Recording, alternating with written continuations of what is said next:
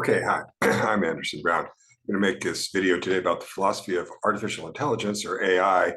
The whole world is abuzz these days, these past couple of weeks, with the chatbots and the chat AI, and a lot of all sorts of talk about the implications of this new technology and what it's like. And interesting to see the people reacting to this technology, which of course it might be like, say you have a robot that can make faces, but imagine the robot that's manipulating language. And so I do want to, I'm actually making this also in conjunction. I'm going to be on a panel, but I'm going to be on a panel with some linguists and some computer engineers and people like that. So I thought I'd sort of go philosophical more because that's sort of what I have to offer. So let me share the screen and start my presentation. I'm not going to have enough time in the talk I told you about to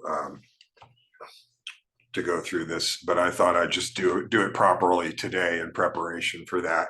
I wanted just what do philosophers do? What am I going to do with AI? There's a lot to talk about. There are all sorts of different directions to go on. It is kind of exciting that way, but I'm going to really try and stay on point here and make some points that are very basic for a philosopher to make.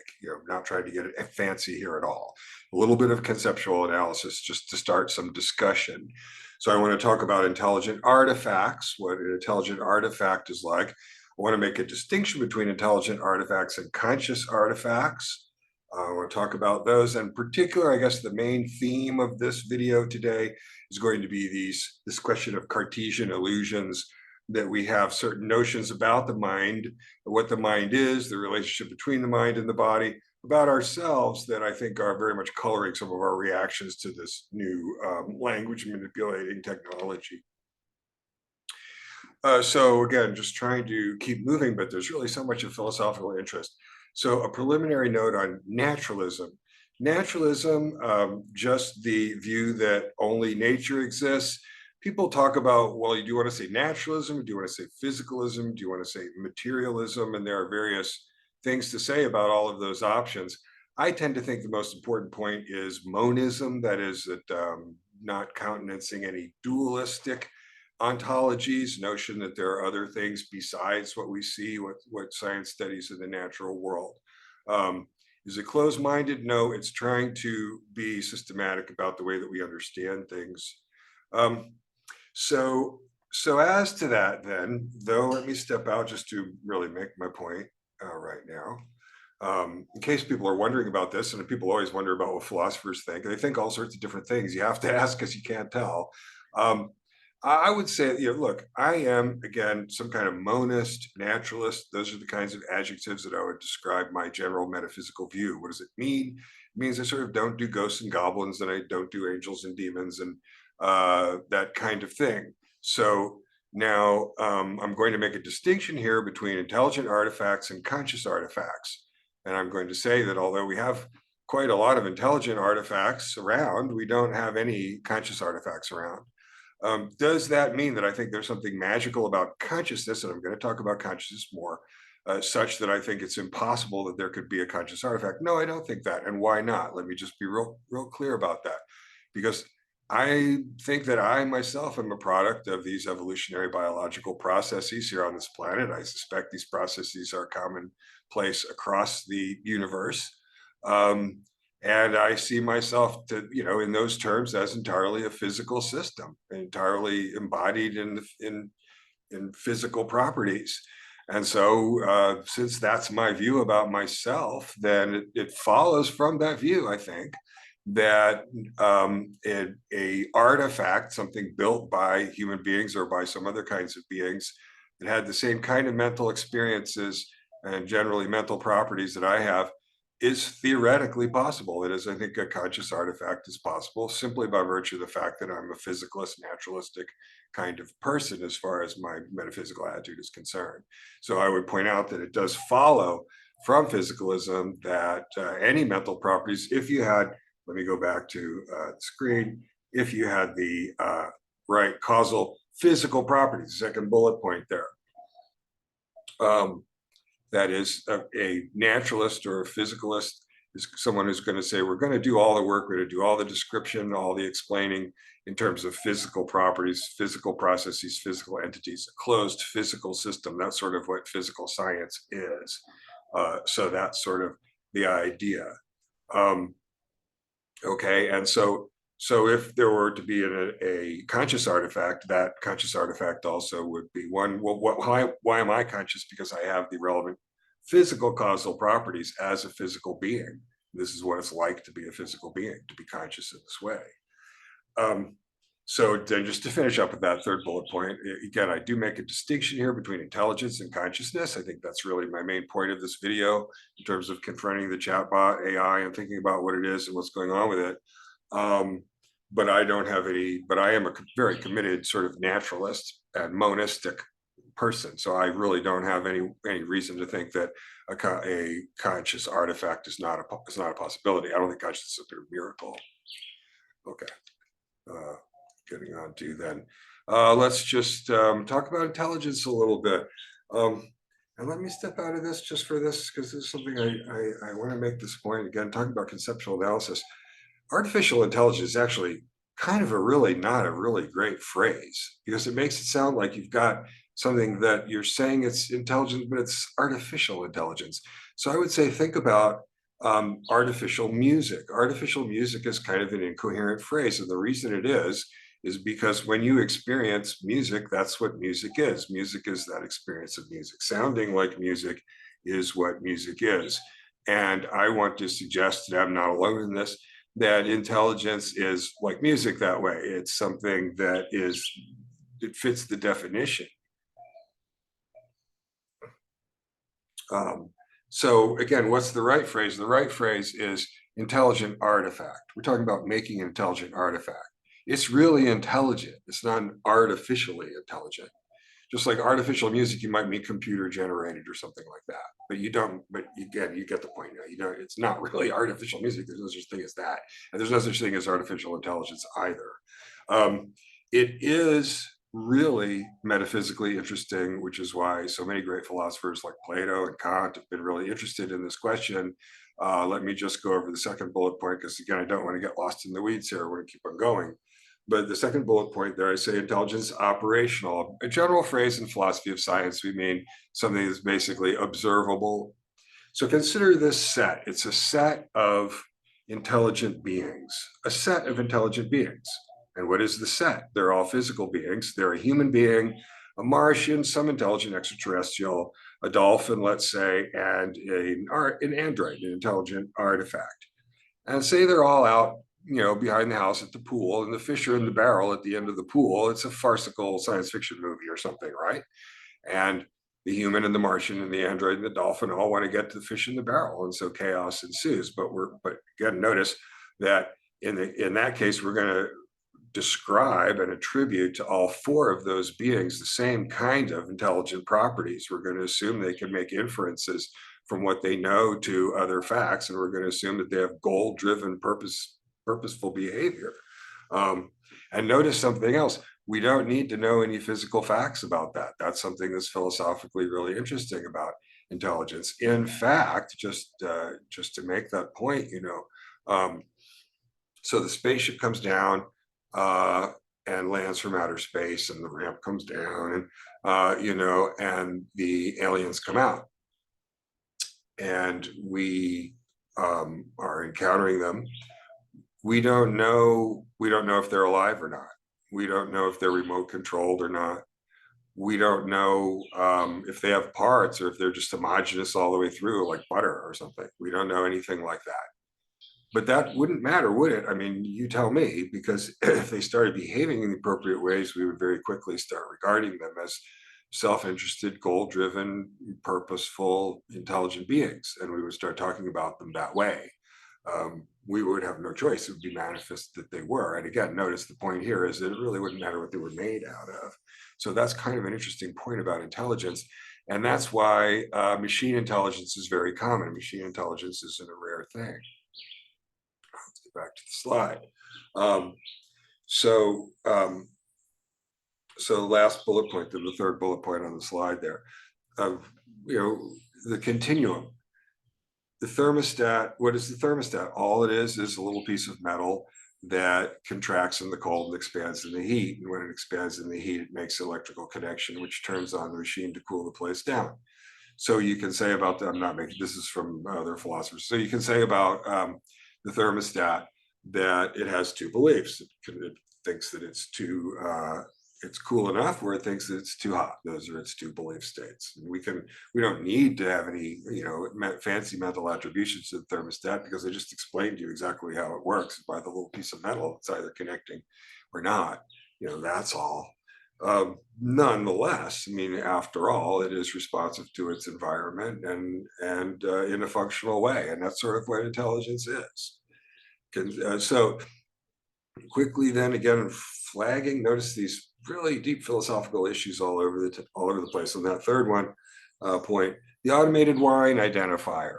What does it do? It's got a little assay centrifuge in it. You put a drop of wine in it, prints out a little slip that tells you the vintage and the vineyard and the kind of wine that it is and all that stuff.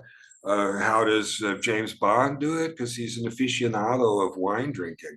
But notice, according to a functional description, we'd say they both taste wine because they're both functionally equivalent. The wine tasting machine can do the same thing that James Bond can do. And in general, all of the things that, as far as we can see, that humans could do using consciousness, catch a baseball, identify things in photographs, all these things can be done by machines without using phenomenal properties, the way the aficionado uses the phenomenal properties of the wine to identify it. We can make a machine that's functionally equivalent, doesn't have any phenomenal experiences at all. So really then, to deal with intelligence, what we need is a kind of functional theory. It's not really a physical theory about human beings. That's deep. Plato notices this because that ties into, for example, the metaphysics of mathematics, the relationship between the sort of necessary nature of mathematics and the apparently contingent nature of the physical world, which is a huge issue throughout the centuries for people. Suffice to say now that notice something else. You cannot reduce intelligence to some contingent physical property that only, say, human beings tend to have. That is, intelligence is a functional property. And so that's a description that abstracts away from particular hardwares. All right, but okay, saying that. Now, all right. So that was, I guess, some preliminary metaphysics. Now let's talk about sort of the main thing, the main source, I think, of if we can sort of get shook up a bit about something in a good way. We'll talk about Cartesian mind-body dualism, the ancient tradition that the mind is something metaphysically distinct from the body, maybe something that pre-existed before the body or will exist after the body is gone. And all this kind of very widespread traditional stuff. There are reasons why that kind of talk about the mind and the soul is so widespread across times and places. A lot of people at the beginning of the 21st century would say, well, that's the past. We're not really involved in any sort of Cartesian mind-body confusions now. That would be far from true. Cartesian mind-body confusions are all around us. And the first bullet point I say there, look, the first source of misunderstanding about machine intelligence isn't a misunderstanding about the machines. I mean, the basis of a lot of our problems is misunderstanding about ourselves. We still have, strange ideas about what the mind is, even for that matter, about what the brain is. So look at the second bullet point, and this is something that's very basic. Turn your attention to the way your feet feel right now. Your feet feel in a certain way right now, so pay attention to it. Bring up, to your attention. They already felt that way, didn't they? But now you're thinking about the way that they feel. That's your conscious experience. Notice your conscious experience is structured. We're looking at a little chunk of it right now, the way your feet feel. By your body, it's all about the way that your body is positioned in the environment, the way your body's interacting with the environment. That's mostly what we think of as mind. We think about awareness. You're having experiences. Notably, I'm going to talk about this in a minute, that there are experiences that are good ones relative or bad ones relatively for you. All of that has to do with your body. The fact that you have purposes and needs in life, things, the way that you spend your day, that all has to do with your body too. What you're experiencing is your body. I'm just now not as I'm giving you just my opinions. I'm not being so careful as to flag for you every time when it is one of my opinions. You can see what it is. Uh, but that is really all there is to mind, is that you are a body, a living body, a very exquisitely built body of a certain kind. But that's what it is. That's what mind is. There isn't something that's mind that is other than your body. But then you look at your own body and you can look at other bodies like abacuses and things. Third bullet point, to think that your mind could be outside of your body. Notice how even the grammar, once we have this word mind, there's a noun, so we think there's something that's mind that's separate from the body. Now we can talk about the mind, its grammar of language sort of leading us that way. And if you think that your mind is something that could be outside of your body or in another body or maybe in a jar or uploaded, that you can upload your mind, you're having this mind body, these Cartesian mind body dualist intuitions. You're just imagining that there's something that's your mind, that's something that exists separately from your body. You could even be distinguished from your body at all, and that's just not so. And so when we go to think about AI, we get these weird effects, these weird illusions. These Cartesian mind-body dualist intuitions are a big source of that. Because what we're doing is we project onto ourselves, notice, the spooky Cartesian soul that isn't real, right? So that has everything to do with the way we're reacting to these. Now, here's a really basic point. If we're trying to get to the understanding of intentional belief desire psychology on the one hand, and the underlying sort of neurophysiological story about what's going on in the body on the other. And technically, this is known as the mereological fallacy. Aristotle's very interested in it. And I think it's a really basic thing that's not understood very well I find, in popular conversations. First bullet point. Cartesian mind-body dualism is still with us in this homunculus fallacy. Sometimes they call it the Men in Black fallacy because of the movie where these little guys up in the head. The idea that personhood is a function of some upstream processor. Descartes, remember, thought that maybe the non-physical, non-extended in space, immortal soul was connecting through particular parts of the brain, like a sort of receiver. And I'll still get people who are trying to give me some sort of story like that. The soul is the little person in the head, because after all, it's regressive, right? So you want to say that, well, the reason that I can understand language is that there's a little person in my head that can understand language, or the reason that I can solve problems is there's a little person in my head that can solve problems. So notice also, it's not actually explanatory, it's just pushing everything back. It's the ancient rationalist premise of top-down metaphysics. Remember, Descartes said that God was putting the clear and distinct ideas directly into our minds by miracle, right? Second bullet point. Today, what you hear all the time, simply swapping out the mind for the brain. Now the brain is a little person in the head. Sounds naturalistic. I'm explaining what the brain does. Not at all. It's just the same Cartesian illusion. It's the same Cartesian mistake. Listen, look at the italicized sentence in the second bullet point. Brains don't learn. They don't think. They don't dream. They don't imagine. They don't desire. They don't care. They don't speak. They don't hear. Okay, they don't tell the body what to do.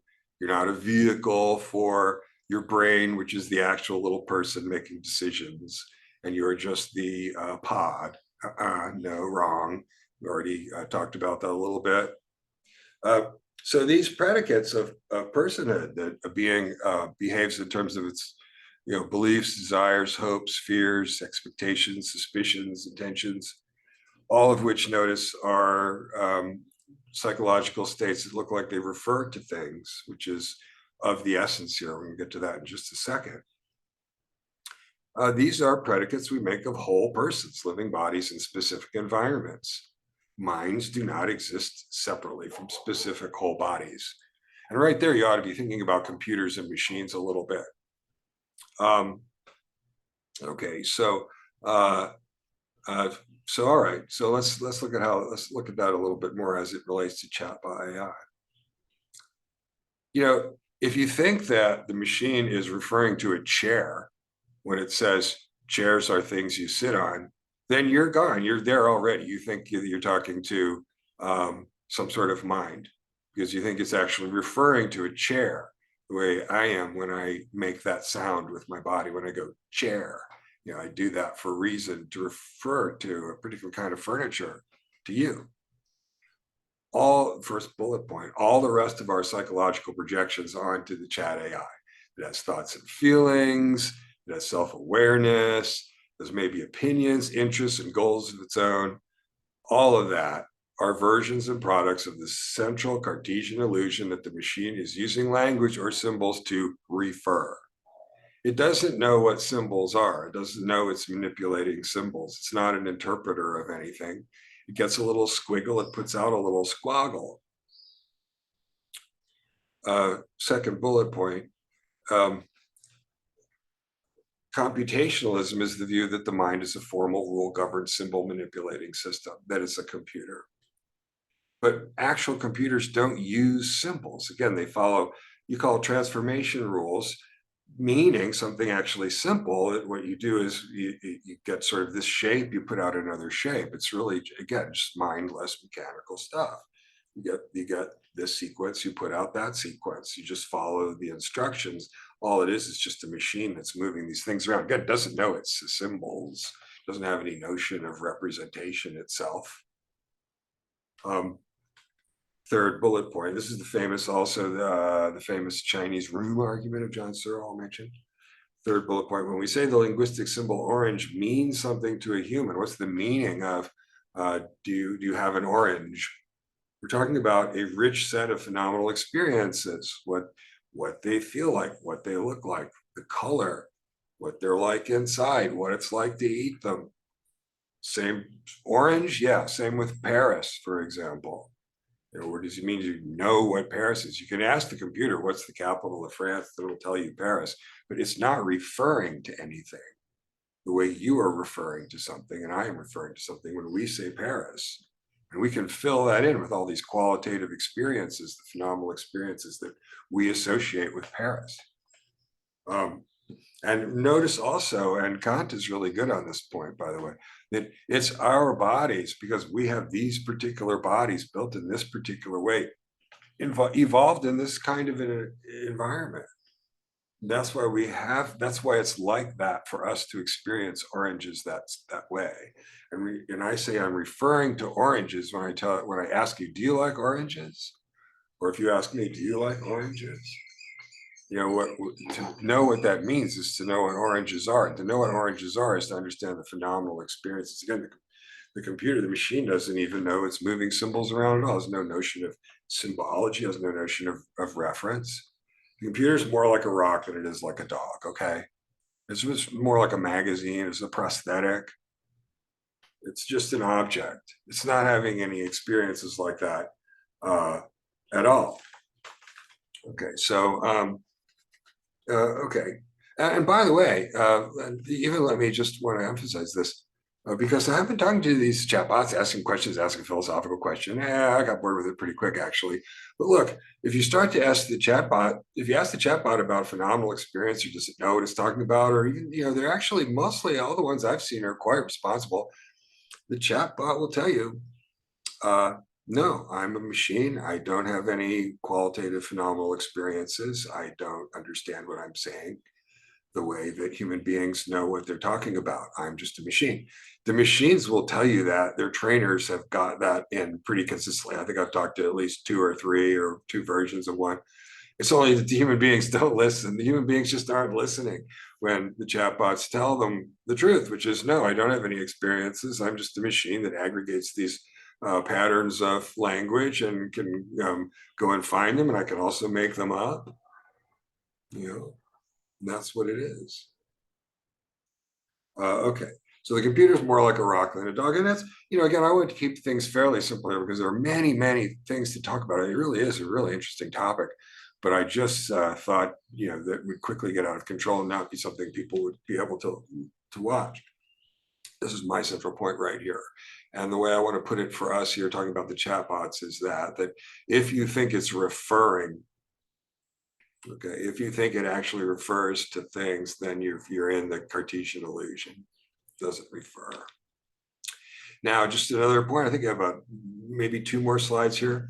Connectionism, what is that? We've been talking about rationalism, classical computation. You have a program that's put into the machine before it starts to do any computing, and it's following these rules that are specified, very deterministic, very formalized. Connectionism is the new generation of machines. It is a very big step. The rationalists thought that most inferences were deductive inferences from these top-down generalizations that maybe had even come from the mind of God, or empiricists like David Hume said most inference was inductive inference, that is, from the regularities of experience and repetition, and what I call here the law of effect, positive and negative reinforcement, then you get habituated to expectations about the future. The connectionist machines came up. The military application was training sonar to recognize different categories of things, reefs versus submarines versus schools of fish, and so on. Right now, it's all around with facial recognition technology. That also is technology where the machines are able to learn at great depth, basically to recognize and categorize different things. So it's true then that with trainers who are just giving them positive and negative reinforcement by upping or lowering the connective power of these electrical nodes in the processing levels, we don't need to worry about that too much, then you're getting something that's, in a sense, self-learning. However, last bullet point on the slide here, what I want to talk about right now, this is not to say that these machines have their own interests. If it's going to be that the computers are going to sort of rise up and make us slaves, and we're going to be like the aphids with the ants or something, they're going to have something to do that they want to do. They're going to have something that's their bag. They're going to have some sort of interest that, and so that's what I want to talk about right now. Values and goals in the Cartesian illusion. I think this is something about AI that people haven't really thought about maybe as much. So, roughly the story, here's a story that at the beginning of biological time, there was a single-celled organism. It either swam upwards in the water or downwards. If it swam upwards, it failed to reproduce. If it swam downwards, it did reproduce. All of its behavior could be explained strictly in terms of these molecular interactions. It's a single-celled organism on its periphery and inside it. You don't need to make any psychological attributions to it, nor is there any experience that it's having that's a good or bad experience. It's just a single-celled organism, just a little tiny example of life. But second bullet point, again, this is just this basic story over the course of millions of iterations of this law of effect, becoming more and more sensitive to these factors in its environment through iteration, through simply survival of members of generations. Animals have developed, evolved over many, many years, massive reactive sensitivity to their environment. Eyes, for example, have evolved a couple of times because it's extremely useful to be light sensitive, and all you need is a little pit on your surface to have some light sensitivity. You can work from there to making it useful for detecting things in your environment. But also think about, say, the millions and millions of nerve endings that are all over your skin and the way they're sensitive to your environment. And so, third bullet point then, my view here is that through this process, it's a quantitative process. You get emergence of qualitative experience. It's again, the trendy thing that people say is emergent property, right? Meaning just, again, it's not metaphysically a miracle. You had finer and finer grained sensitivity and structure until finally you get something that is having what we would call phenomenal experiences that are good and bad, leaving that deliberately somewhat vague. Experiences that are good or bad for it. At that point, on my view, again, I'm not idiosyncratic. This is sort of an empiricist ethical view. on my view, that's the moment when you got the beings that had experiences that were good or bad for them, that the possibility of ethics, the possibility of altruism or cruelty, I guess, emerges into the world with that. That's just what it is. This is what technically we would call a hedonistic, that is based on pleasure and suffering theory of ethics. I would say that looks right. And then the last bullet point, the motivation, organization of intentional psychology. Remember, we don't explain people in terms of their bones moving on their joints and electrochemical events in their neocortices. No, we talk about people in terms of their beliefs and their desires and their hopes and their fears. Nor is it obvious, as I explain on other videos here, that there's some sort of translation between those two things. When we talk about people in terms of their beliefs, their desires, their hopes, fears, why did he leave the room? Because he was thirsty. What are they up to? They want this, they're doing that. All of that assumes, yes, that they're intelligent, they can appreciate the logical relationships between the things that they believe, but at a more primal level, that they have experiences that are good or bad for them, experiences that they seek and experiences that they seek to avoid. And this has to do with their phenomenal consciousness, which is, yes, definitely a feature of their physical bodies. So let's talk about conscious artifacts then and what they would be, because I don't think that they would be a result of computer science. And I've explained, I think, clearly enough why that would be. That is because, first bullet point, consciousness is not the product of a program. It's the quality of a body, of a living body. The idea that mind could be produced by, the experiences that you have as a person, could be produced by logical operations in some central processing unit reflects transcendental rationalist assumptions, right? That the soul is something different from the body, and Cartesian dualist metaphysics.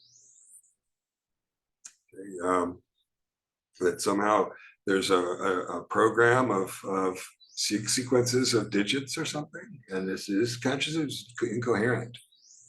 If conscious artifacts ever emerge, as intelligent artifacts have emerged, if conscious artifacts ever emerge, they will be products of robotics engineering.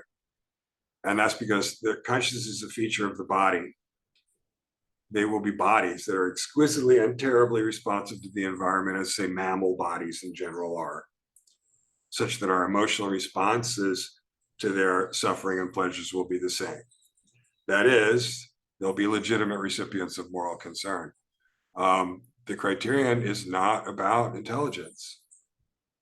Kant thought that we needed to worry about other rational beings who had their own rational reasons. But I say, again, we need to worry about beings that are having experiences that are good or bad for them. And that's not about how smart they are.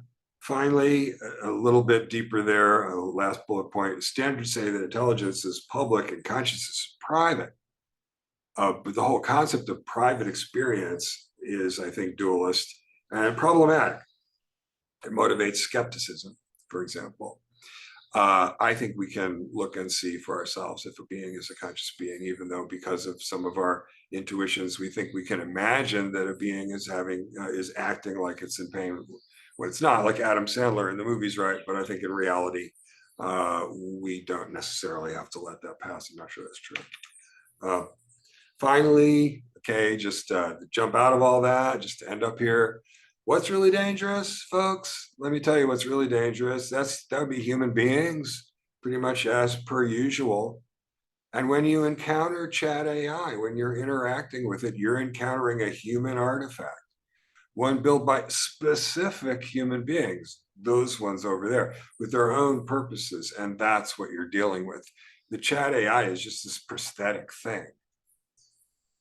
But notice these people running chat AI, they're not innocent. They don't just let it loose, for example, to go just digest everything it can. They manage and guard their own data sets, which has negative things. I'm not going to get into that now. Third bullet point, well, come on. History shows the biggest distorter of these technological applications is capitalism. medicine. So we concentrate on curative medicine, surgery, pharmaceuticals rather than preventive medicine. Why? Because you make more money that way. Transportation, cars and roads and all this gasoline, it's got us in all this mess. How come? Because in transportation, you make a lot more money selling the cars. And that was the idea from the beginning. It really was. Check for yourself. uh, Telecommunication, this chat AI stuff is just a subset of all this much, much larger shakeout. Exactly that. Who has access to information? Is it a public utility? And so on. So I would say, that's where people who want to make a difference really ought to be keeping their eye on things a little bit.